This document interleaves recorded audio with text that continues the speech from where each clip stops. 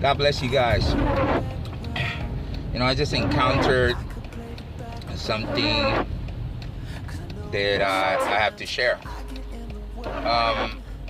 Sometimes it's hard, and I know that it's very hard to live right, because it's scary. Sometimes we don't think that that God is going to hold up his end of the bargain. So we it's either that we don't think that he is, or that we just don't trust him yet. And a lot of us have this we don't this trust issues as it is already, because of a lot of the different stuff that we have gone through in our lives, right?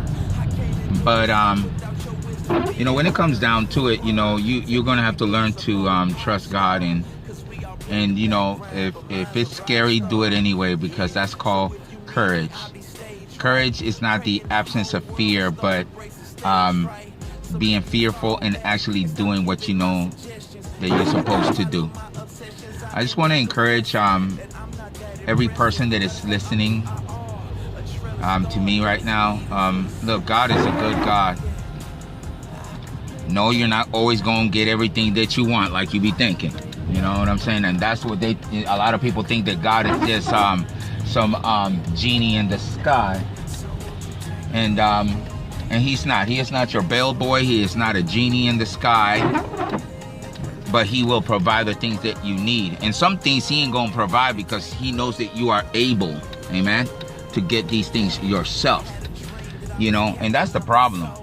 A lot of the times we want God to give us the things that we can take care of ourselves. And any good parent, okay, any good parent is not going to just give you everything you want. And usually the ones that do give you almost everything that you want, they're doing it to compensate for some other situation. And though they may feel guilty for one thing or the other, that's how they compensate. Amen.